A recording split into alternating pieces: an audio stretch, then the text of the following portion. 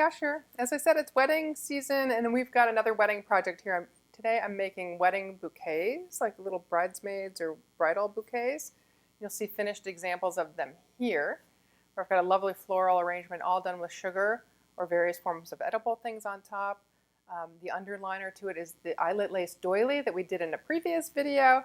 And then the stem is actually all cookie too, and I'm going to show you how to put that together. I talked about that briefly in my cake pedestal video as well. For now, they're actually stuck into styrofoam for storage purposes. I will probably lean them on their sides later, and they'll get handled and picked up later, but for safekeeping for now, this is how I like to store these. So have some styrofoam handy for this project for both assembly and for later storage. Okay, what will you need to do this project? It's a multiple component project, and I would say it's rather advanced. So, plan ahead if you're going to choose this particular project. You will need for the stem, which we'll start assembling first, about 10 1.5 inch or so round shapes with a hole cut in the center. And I cut the hole in the center with an Atico 1/4 inch pastry tip. And those will get stacked together. You'll also need a dome of some kind that will sit on top of the doily to create some height for the bouquet. In another video, I talked about contouring cookie dough and also dipping it to cover it. So you can actually contour dough and dip it with royal icing. This one's been dipped in white royal icing, and use that as the dome. Alternatively, if you want to save steps, you can also shape the dome's fondant. This is rolled fondant, which dries hard, in hemisphere-shaped molds. And I'll have the source for those molds in my video description to create a shortcut dome. And this is the one we'll actually use. It's a little bit smaller and it covers less of the doily. And then the final thing that you'll need is actually the finished eyelet lace doily. So refer back to that video. You can do a plainer underliner if you'd like. I just happen to love the elaborate lace look of this. So we'll set that aside. The first thing we're going to do is put the stem together. Then we're going to come back, do the arrangement on the doily, and then stick it all together. Okay, so let me get my glasses on for this. So for the stem, again, I said you need 10 to 12 pieces just to have enough handling room if you actually want to pick this up. And the structure I've got is I've got a lollipop stem in here, and you want to leave enough on the bottom so that you can stake this up later while you're assembling it. You want to definitely have it stuck into something and have some there. Got a little piece of parchment down so that you're not gluing onto the styrofoam, and then we're just going to stick them all together with a thick royal icing glue. This is brown to match the gingerbread. And down they go. I'm also filling in around into the hole in the center so that they're stuck to the lollipop stick as well. I like to do this part first because it requires the most drying time before I can handle it, and you want this super secure before you start loading the flower bouquet on top.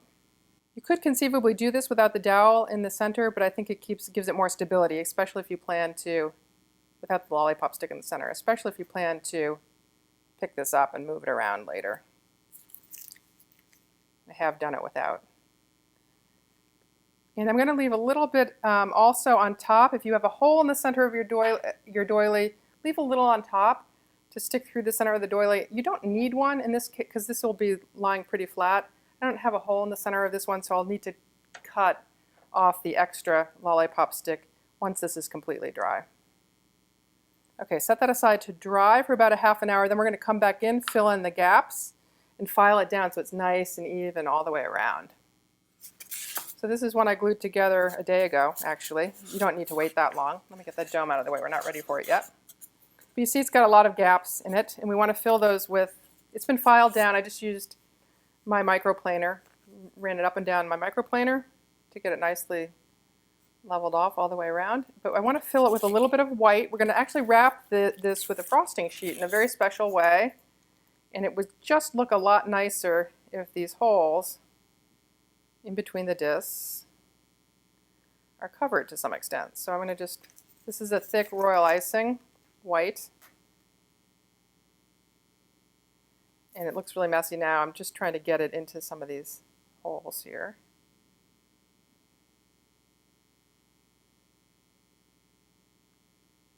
And we'll clean it up. I'll take an offset spatula and just really smear it so those are completely filled. And it's pretty smooth all the way around. Just need a little bit more white in here. Get all these these little gaps filled. And this will just make that frosting sheet that we're going to put on it lie that much flatter.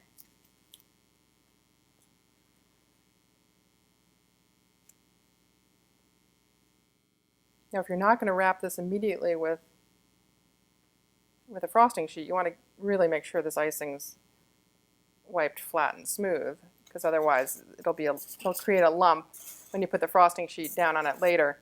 But we're going to wrap immediately, so some of that lumpiness will actually smooth itself out. Okay, so we're going to cover it with a frosting sheet. I measured the height of my stem, and it's about 3 1/4 inch tall, so that's the height I cut it, and I need just enough to go around. I've got a little bit of extra. We'll trim that extra when we do that. And then I'm going to put some stripes of wafer paper on top of it to kind of simulate ribbon wrapping around the handle. So I've got my sponge brush, and just enough to make this tacky. I don't need a lot. I don't want to see through it, and if you get too much corn syrup on it, it will actually show through. And see, that looks like a lot there, so I'm going to try to spread it out. It'll actually seep through and leave a little spot. We won't be seeing the handle too much because it'll be underneath the bouquet, but we'll try to make these as perfect as possible. So just tacky. That ought to be close to enough. Okay. The easiest thing to do is actually to kind of roll this onto it, though you can do it different ways. You want to press it in, make sure it's made solid contact, wiping corn syrup off my hands because it'll get on the face of this.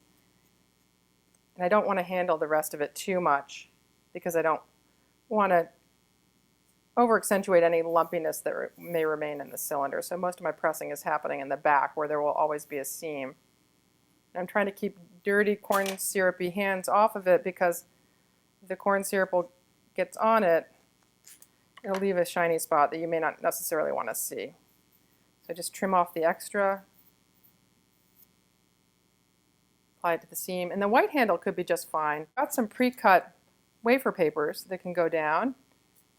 Wafer paper is a different type of edible paper. It's a little more sheer, and if you don't want to see through it, which I don't really want to in this case, I've backed it with an extra frosting sheet. So I'm just going to stick a couple of those down equally spaced apart. Same kind of concept. Just a little bit of corn syrup. Now I pre-measured these and pre-cut them and had them stored in an airtight bag, a resealable bag, because if they're exposed to the air, they will get brittle and dry, and they will then break when they go around this circular. So I want to make sure my seams all end in the same place, so I kind of center the middle point of the strip on the opposite side of the seam so that when I wrap it around the back, the seams coincide in the same place, because we're going to be putting, you could be putting some dragées or little sugar beads up and down that seam to simulate pearls. I'm just going to seal it there, tack it down, and again, not press it too much other than on that back seam. You can't go too crazy with corn syrup and get wafer paper too wet, in which case it'll dissolve. So again, just tacky. So there you have a covered handle. On the example that I have in the front, I actually took some tiny brown royal, I made some tiny beads with brown royal icing of beadwork consistency and dressed it up. I also lined the back seam with dragées to simulate pearls. But this is going to suffice for today because I want to move on to decorating the dome, which is really the fun part.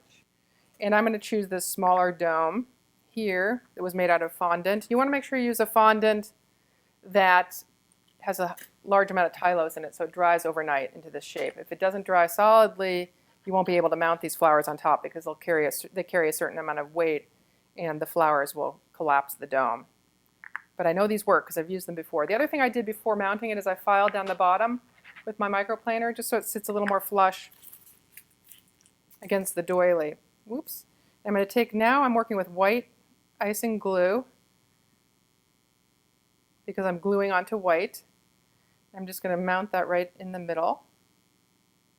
I have a whole another series of videos coming, one very shortly about how to make wafer paper leaves and flowers, and we'll be working with wafer paper leaves today. Really sheer and delicate. And I will have a subsequent video that talks about how to make royal icing transfer roses.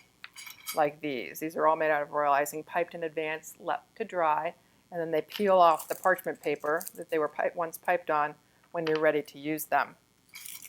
This was one I piped in 2 tones of royal icing, light in the center, dark on the outside. And these, this one was done all dark, and I shimmered it up with a spray of pearl dust using the PME brand pearl spray. So there are different ways you can treat those royal icing transfers once you've done them. I find that a mixture of flowers, kind of different tones, and shimmer often look nice decorated on top of these. I've also got some smaller royal icing transfers, little white flowers that we'll use to fill in some of the holes. And then lastly,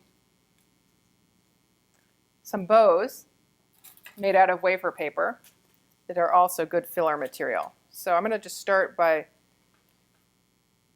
arranging them. This is a process of a trial and error for me. I use white so that I can also, I can shift things around quite a lot as I like, as I need to, without, messing up the underlying icing or cookie. So I usually start with an anchor rose, just positioning one where I like it, and then I'll work from there. Actually, most often I'll start arranging things, just kind of putting them down without gluing anything down and just getting a sense of the visual layout, before I start anchoring anything down. I'm going to probably decorate the front face of this and then go ahead and mount it. Usually this whole decorating process on this particular project might take me half an hour or more, depending on how fussy I am. So I like that there. I kind of like that big bow where I placed it. So I'm just going to put a little bit of glue here to hold that wafer paper bow in place.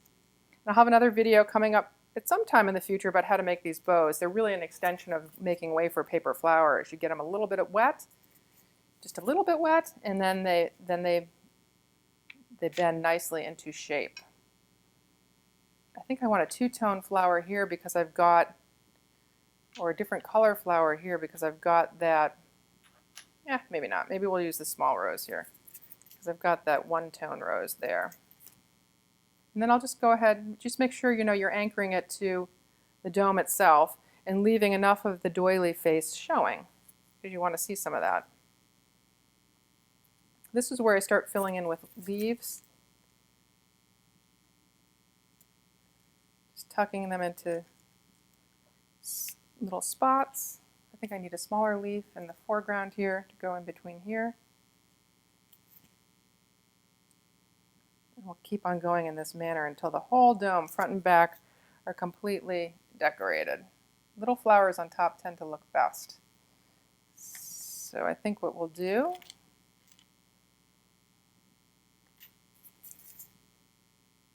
is put a little white filler flower in here.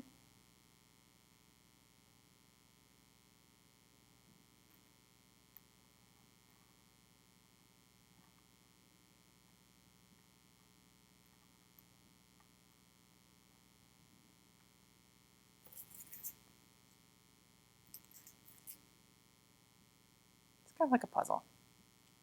So I've got the front half of it largely decorated. I love using a white dome because I'm using white icing, and if there are gaps, it's just less likely, you're less likely to see the gaps because of the white background on white. However, where I have them, this is where small dragées, these are 4mm dragées, come in handy. They can fill little holes quite handily, and I'm tucking them down quite the same way as I do the other. I have a little flaw in the icing here. I could cover that with a flower, but I think that's distracting, so we'll leave that be. I'm going to put a few more little gold beads down just to kind of even out the shimmer, so they're little highlights throughout the front here. Maybe I need another one right on this leaf. Let me turn it right here. Just a little dab of icing will do. If you find you've got too much, tweezers are handy for this task, as I just discovered.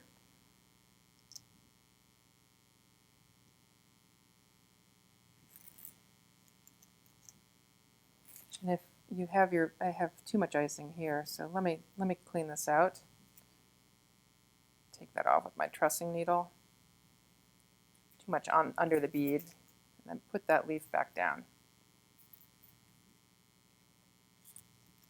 Another handy, use for the trussing needle is to get into small places like that to really stick those pieces down, in addition to cleaning out extra icing like I'm doing right now. Let this completely dry at least a half an hour, and then we'll before you attempt to put it on top of the stem.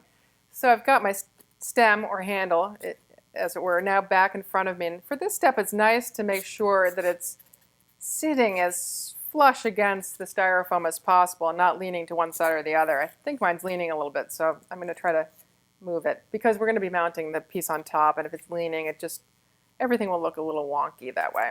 So I'm back to my brown glue. You could use white here too. It's not going to be seen.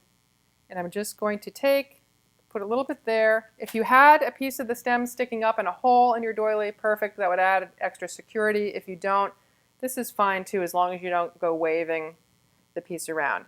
Now I want to set this on here. Make sure it's centered both this side to side, front to back, the way I'm looking at it now, and then also side to side. So that way it'll be nicely balanced. I think I can come forward a little bit. If you had wanted to do more detail on your handle, you would have wanted to do it before putting this piece on top, like dots and things like that, because it'll be hard to decorate underneath it at this point. Now what I want to do is do a little detailing on the side, because the sides are now more visible than ever. So I'm just going to mimic what I did up front. I'm going to put a little gold bead right in the middle of each of these areas. And that takes just a dab of glue. And then I'm going to do some white dots right along the edge. I'm just going to do a part of this so you get an idea of how it's going to look.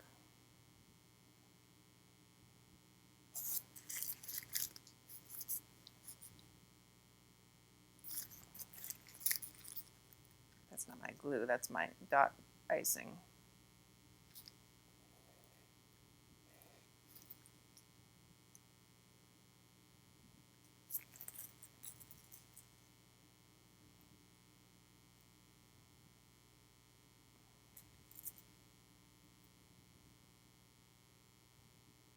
Doing the front face for you as an example. I'll get those gold beads down first, because then you can do the white beads afterwards on the edge without messing them up, because the gold beads will already be in place. You could leave it like that if you want, but I like it to have a little detail on the edge because the edge is so big and visible. And here's where my icing of beadwork consistency comes into play. I'm going to hunch a little bit because I want to get down and see what I'm doing here.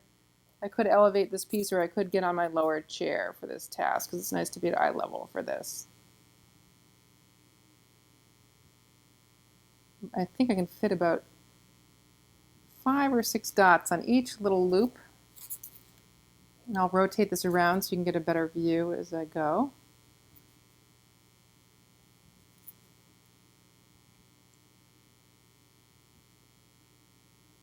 And of course you'd want to go all the way around.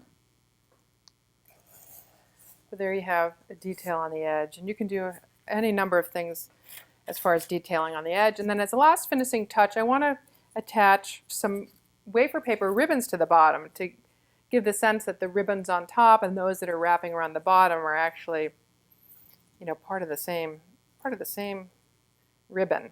So I'm going to attach some pieces down here to kind of suggest that these winding up the sides are tying off. And the ribbon, making of these wafer paper ribbons is the subject of another video. Really easy to do. I like them because they're so delicate. So I'm just going to attach a few with a little bit of royal icing glue to the underside here. Back to my thick white icing. And I kind of like how that looks, so we might just leave it like that. There you have it, a finished wedding bouquet. Till next time, live sweetly.